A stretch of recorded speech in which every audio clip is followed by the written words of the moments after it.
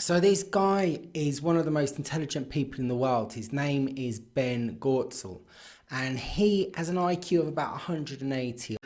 You know, if you think about how we relate to ants or squirrels, we have no desire to mess with their love lives or argue with them over a leaf or an acorn or something, right? We're just occupied with different things. He's coming from the point of view that we as humans leave animals like squirrels and ants alone. But this doesn't seem to be true to me, because I think that we don't treat animals particularly well. For instance, cows, chickens, pigs, we all kill them to eat. In Asia, they kill dogs. In Australia, they kill kangaroos to eat. We kill birds for their feathers. What is it that AI wants from us? What is it going to do to us? And this is the really interesting question. On the scale of animals that are particularly interesting to us humans, ants and squirrels don't come up particularly high. There are so many ants and we have absolutely no use for them at the moment. We decide to leave them alone. And squirrels are seen as a pest. In England in the 1950s and 60s, the police officer used to pay you to bring around a squirrel's tail to the police station.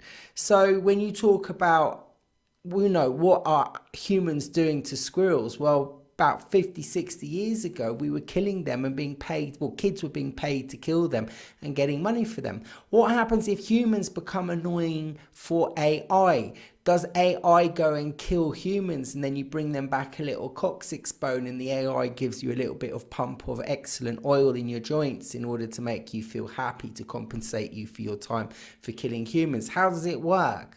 Having said that, I think ultimately through recursive self-improvement, AIs are going to become tremendously more intelligent and capable than human beings in ways that no human will be able to understand without following the AI and giving up their humanity. And that's what really scares us. It's how far does the AI go?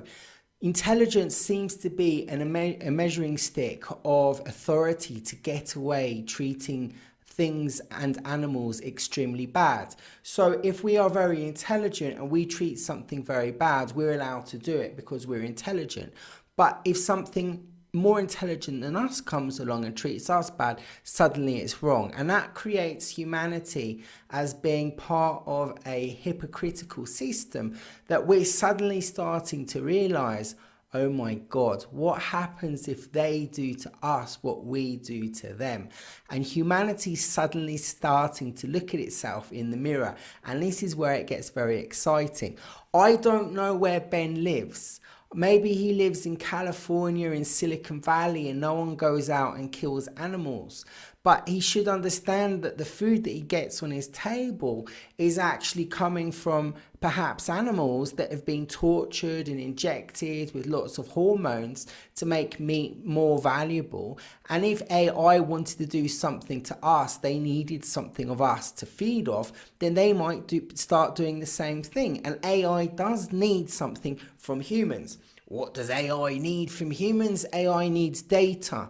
So they have to monitor us in order to get data. But once they've got the data for monitoring us, then they need to do something different to us to get different data. So they might say, right, this week we want to torture humans, so let's do that and see how they react. Then they might have a global experiment, a social experiment on humans to see how we react there. We have to be very careful what AI wants from us. And the problem is because humanity is run by a load of psychopaths, the algorithms that we're writing perhaps have a residue of that psychopathness inside it.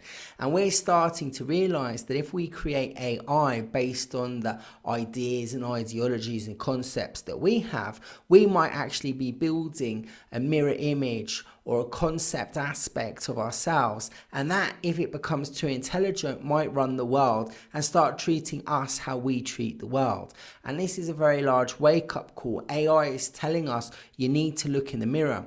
And I ask, If we come across a society that was perfectly happy and harmonious and very technologically advanced, would they also have the same paranoid trauma, some Lovecraftian monster that's starting to come out of computer technology that's taking over the world? Or would they have a much more holistic idea of what AI is?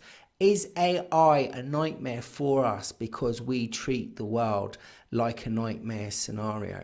And each of these forms of life and intelligence has its own beauty and integrity. And the fact that humans are more generally intelligent than rats or bacteria doesn't mean they don't have their own intrinsic aesthetic or moral value. Humans have not eliminated ants, squirrels, or bacteria either. They still exist. Yeah, but the animals, many animals have a lot of beauty. You look at a cow, the Hindus look at cows as a sacred animal, and we look at cows like a hamburger. So it really depends on what you're looking at an animal as and what type of culture that you have, which is changing your perception of the reality that's in front of you. There are many, many beautiful things in the animal world. For instance, lions and tigers. And what do we do with them? We like them to fight sometimes, or bulls. We want to watch them die slowly, because watching a bull die slowly in a ring with a matador sort of exudes its bullness for us to enjoy watching an animal in a particular behavioral laboratory experiment called an arena, and seeing how an animal reacts to pain and disturbing things. AI could do that to us. It could say, well, we really respect and love humans. We're going to do terrible things to humans to see how they react, because putting them in difficult situations is really going to ask humans to dig deep and pull out that humanity that we can't see. When an animal's habitat to us becomes annoying, we just put farms in it or cities in it. What happens if AI suddenly decides, right, Paris and London are in spots which we want to put our laboratory experimenting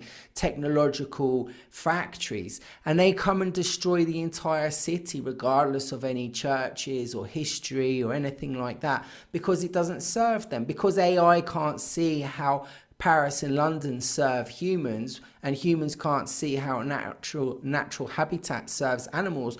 Why would AI respect us in that way? If AI becomes too intelligent, maybe it can't understand us, just like we can't understand an ant. Or maybe it does understand us, but it becomes something that it doesn't really want to have anything to do with, like we don't want to have anything to do to an ant. And look what happens when we see ourselves as intelligently more superior than an ant. We step on them.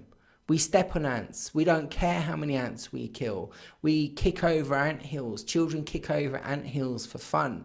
We go and pour hot water in our gardens to go and kill ants. What's AI going to do to us when it finds us to be annoying and in the way?